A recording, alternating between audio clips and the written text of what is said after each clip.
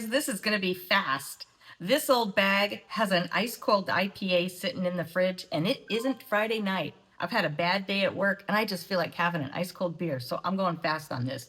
Now, I get home, I turn on my computer, and I see VEEE, the one I traded yesterday and made $24 on, is running. It went from $18 to $48.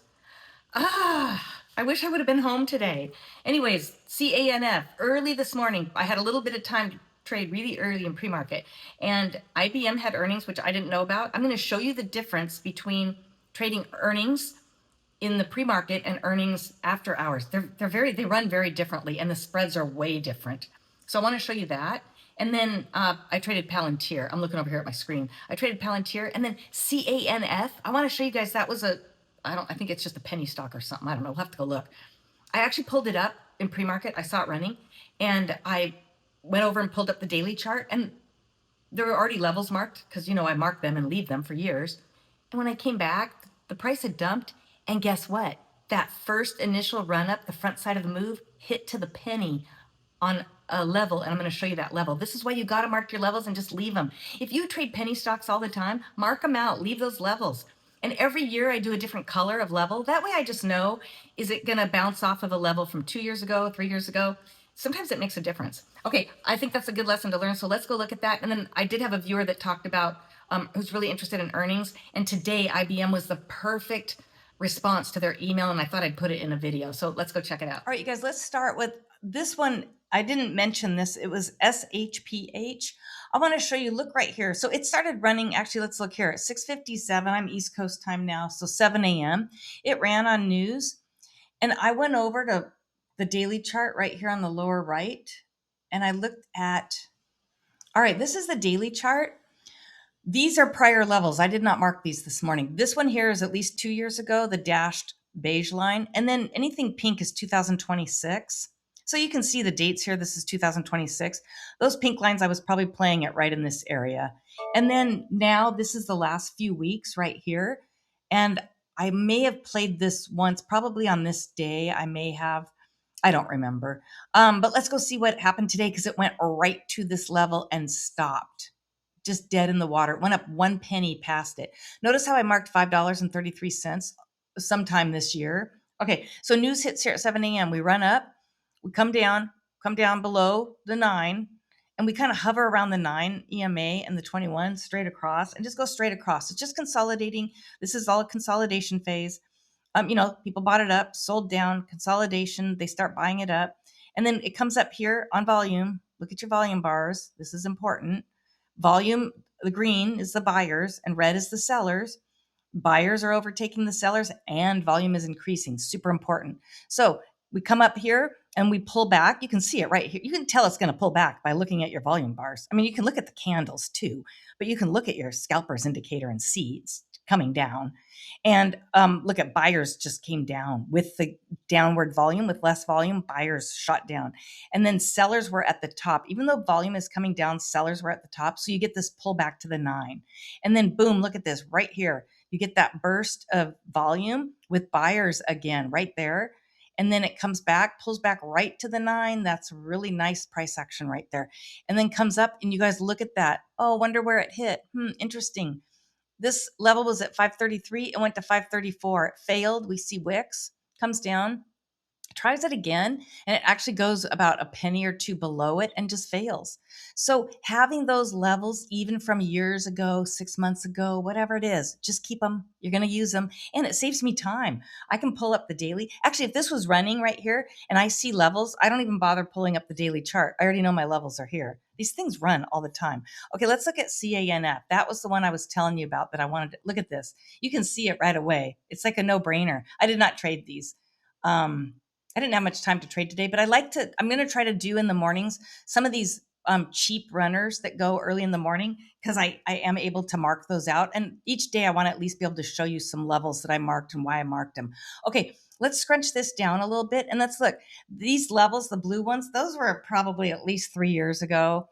And then the pink ones were 2026, of course. So, interesting. Look at this. Right at 7 a.m., there's news. It jumps up, immediately pulls back to right here, comes up, taps that level by not even a penny. It just literally hit it. It hit a high of $4. And look at the level I had was $4 even. It just hit and completely failed and went way down to where it was when the news hit. That puppy was done. No trading that one. Okay, and then I'll just real quick pull up the daily chart and show you. Hopefully, yep, these are levels. This was all 2026 levels right in here. Well, it never even made it past that $4 mark. That's your $4 mark right there. Look how strong that is. That was support over here, a little bit of support and resistance right here, and then resistance here. It just hasn't been able to get past that, except it looks like about a week ago it got past it and failed. Okay, let's go to Palantir. I need to start because I am so busy now. I don't even know if I'm going to be able to trade much this summer. It'll probably most likely be afternoons, but I want to try to get up early and at least take one good trade. And this was an amazing trade right here. I'm going to show you this. And IBM was earning, so I'll show you that in a minute. So I wrote out some notes. Let me make this bigger so we can not see all this other stuff. Maximize. Let's see. Okay, so this is good. We can still see our scalping indicator because that's really important. You want to see those volume bars. You want to see buyers versus sellers. It is an auction. It's an auction between buyers and sellers. That's it. It's either going to go up or down. And you want to know who's in control, who's got the ball right here. Okay, there was no news that I could see on Palantir, you guys, and I was not expecting to trade Palantir this morning. But I noticed, I got in right here, and I noticed up on one of my other charts where I keep Palantir since I trade it every day, I noticed at the open it had come up and failed right here. And then it started just doing this slow climb. And it was having these really smooth pullbacks, the pullbacks that I love. And I've said I cannot trade pre-market. I lose money. Well, at this point, we had just hit, well, I got in a minute early. For those that know, I'm trying to wait 15 minutes. I got in right here. I couldn't help myself. So I needed a pullback and we were getting ready to hit that 15-minute mark after the open, which I am trying to trade now. So I took the wicks as pullbacks, and then I saw this volume bar right here come down. So I just took that as a little micro pullback and I got in. And then I got in for 100 shares and I rode it right to here. And then this level, I trade Palantir so often, you guys. I mean, it says 127.98. It's basically 128. I already know from trading Palantir, 128 and 130 are really hard levels to get past. So I knew when I got in here, my eyeball was right on that. I knew getting in here, that was going to be my exit. I didn't, unless it shot up so fast and I didn't have time to get out, but I still probably would have taken profit there and just waited a moment to see what would happen. So I got out right as it was going to hit that. I pull out and then look we get we get a doji candle because it can't get past it. Then it fails, comes down. And then right as it goes past there, I get in. So I got in at 128.15. So I let it pass this and then got in. I wanted to be safe that we had gotten past that. And we had a nice smooth pullback right here. I wasn't scared of that pullback. And this price action, there's hardly any red candles. So to me, that was okay. We passed that level, I'm in. And then I got out right here. And I think it's just because this volume never got back up to this level up here. And I have to be done by 10 to hit the road. So that was it. I mean, I had 10 minutes to shut the computer down, get it packed up, and I got to get out of the house. So that was my trade right there. And then, oh, well, it looks like I did take just another one. I left my computer on it till the last minute and got everything packed up in the car and then ran in and got the computer.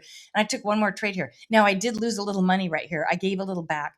I have 117 on Palantir and I originally had 127. So I gave back $10 right here. I was too preoccupied. I was being stubborn. I should have just stopped.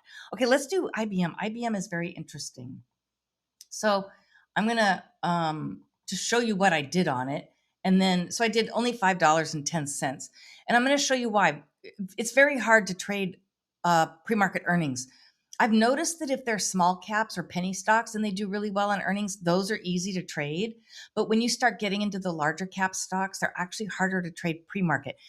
Easy to trade on after hours earnings because you can get in, you can anticipate it and get in and do research. But on pre-market, the spreads are actually higher than after hours. It's something about it. I just know it's a lot harder. So let me scrunch this down and show you. We had, I did not have this on my watch list that this was going to have earnings today. And I heard it on Squawk had announced it that they had a little bit of disappointment was all.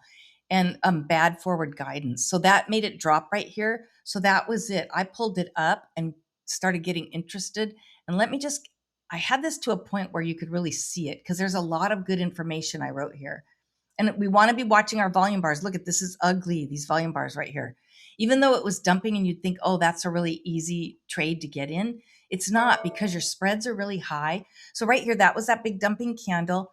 And the candles were, let's see, 152 or 252 to 259. That's a huge candle. That's a $7 candle, you guys. That's scary, especially when the spreads are high. So right here, I just admit I got in right on this candle. I only took 10 shares because I'm just trying to practice earnings in the morning. I already knew this was risky. So I got in and I shorted, and I just admit I chased. The spread was $2. And as soon as I'm just staring at the spread up here, when this is coming down, I've got my hand on the sell button and I'm watching the spread. It's at $2. It went from $2 to down to 22 cents. And I said, screw it. I'm not going to wait for a pullback because I'll lose more money on the pullback than I would if I just jumped in on 22 cents. Because if it pulls back, and it did it, the spread was $2, and then it goes to 22 cents, and then the spread went back up to like $1 something. It was horrible. So I saved money getting in on the spread. You know how a lady likes a good sale. All right. And then, oh, right here. Okay. So I said, I jumped in on bad earnings guidance and I took very small share size. Number two, damn it. I said right here, I could see these 3 candles. Look at them. It was not going to go below this level. This was about $240. So I saw the 240 was showing support. Oops, there's our closing bell. All right. I saw the $240 level right here was showing support. And so I knew it wasn't going to go down below that. So I instantly, when I saw this, I clicked buy to cover my short. And then right as I clicked it, the candle jumped fast. It was so fast. And I gave back $20. It was basically jumped up $2 and I gave it back. It just sucked because the moment I hit buy to cover, I hit the buy button and it instantly shoots up and I got filled and it was just horrible. I mean, I think it shot up so fast as I was getting ready to hit because I definitely wasn't using a market order that early. It was limit orders. All right. Then I want to say here, oh, then it came right back down. It was so stupid. I should have just held, but you don't know in pre-market what's going to happen. You just got to take your gains when you can get them. All right. Pre-market, low volume, requires lots of caution, no greed. Just take your base hits.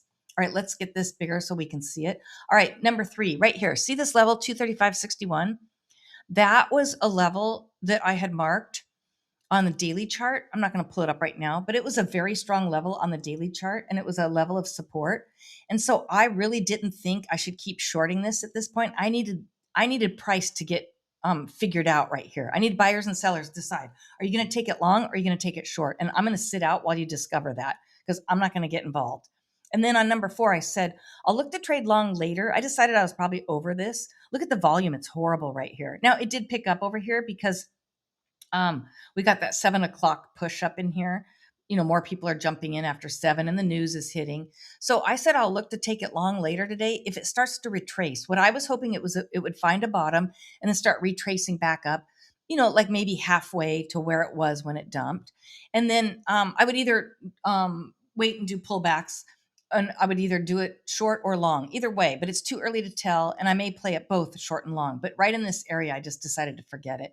All right. Then it comes down. I start to have regrets because look at this. I had regrets, but the wicks were too long and the high spreads went from 50 cents to $1 within seconds. And the volume I figured should pick up at the open because look down here, we're below average volume. This still isn't fun to trade, even though it looks easy in hindsight. So I'm waiting till the open for a little less risk. And then these $1.50 candles are too much with high spreads and low volume. It's just stupid. So right here, I finally realized I don't have any FOMO. The spread was now $1 and there's plenty of time to trade in the open market or the open session. Okay, guys. So all I did was 5. I had to give back $20 on that one. And then I did a little bit of Palantir and had to get going and hit the road. So that was it. Total was only about 123-ish or so. All right, guys, I'm going to try to take some trades. I'm going to try to trade in the mornings the next few days. So I'll see if I can post some little lessons like this. I like sharing what I see here in the pre-market, especially with this buying, selling indicator. All right, guys, please let me know how you did. You know how I love to hear that. I hope someone caught VEEE because I sure missed it. All right, guys, bye.